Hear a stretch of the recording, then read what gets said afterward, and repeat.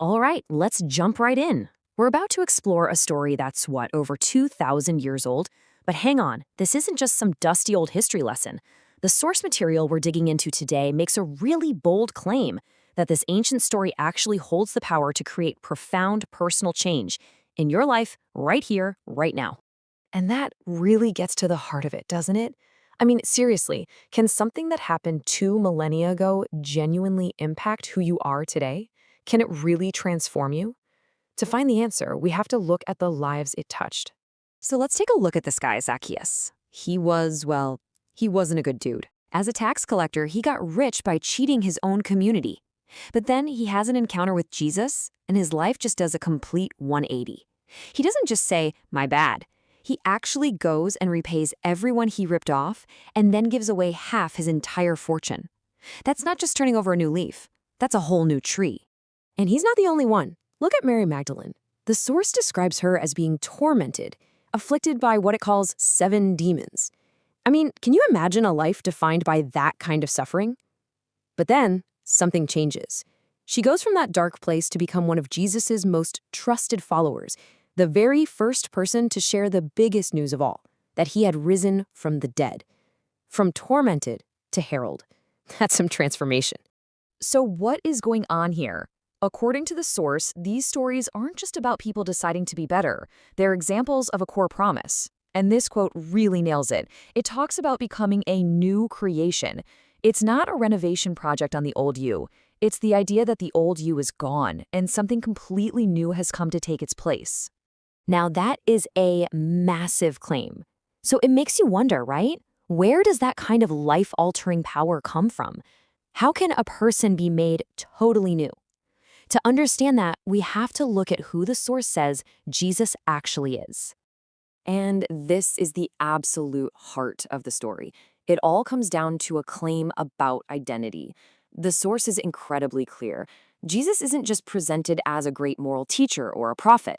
He's presented as God himself. This was the central controversy then, and it's the absolute foundation for understanding the power we're talking about today. Now, this is where the concept of God gets really unique. The source describes God as a trinity, a unity of 3 distinct persons in one. Let's break that down real quick. First, you have God the Father, who you can think of as the source, the architect of everything. The second person is Jesus the Son. And here, the term Son of God doesn't mean he's a lesser being. It means he shares the exact same divine nature, that he is, as the source puts it, fully equal with God. And the third person of this Trinity is the Holy Spirit. The source explains the Spirit as the active power of God in the world. For instance, it was through the Spirit's power that Jesus took on a human life. So, let's just pull that all together.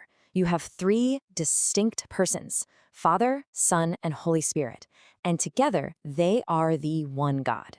This is the answer to our question. This is the source of that creative power that can make something entirely new. Okay, so if that's who Jesus is, then how does this transformation happen? Well, the source material focuses on one single defining act, an act of salvation. The source lays out the logic pretty clearly in 4 steps. It starts with a problem we all share, what it calls sin, which is basically falling short of God's perfect standard. Then there's the penalty for that, separation from God, described as death. This is where the 3rd step comes in, the substitute. Jesus, because he lived a perfect life, could take our place. And that leads to the final step, the payment. His death on the cross is presented as the moment our debt was paid, in full. But the story doesn't end there. His death was the payment, absolutely. But what happened next? Well, that was the proof. 3 days later, he rose from the grave. This is the ultimate climax of the story. According to the source, this act proved that he had power over the final consequence, death itself. And it's through this victory that forgiveness and a truly new life become possible for anyone.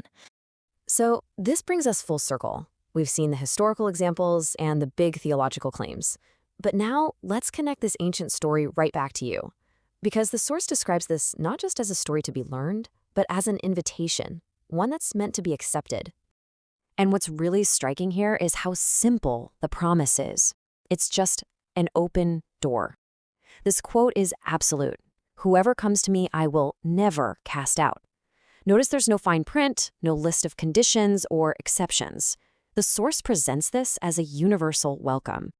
And just in case you're thinking you might not qualify, this next quote makes the intention even clearer. The invitation isn't for people who think they have it all together. It's specifically for those who know they're not perfect.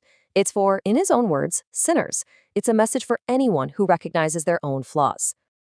So what does this new life actually look like practically? It's not just a vague spiritual idea. It can mean tangible freedom from destructive habits and addictions that have you trapped. It can mean a totally renewed way of thinking, a new mindset.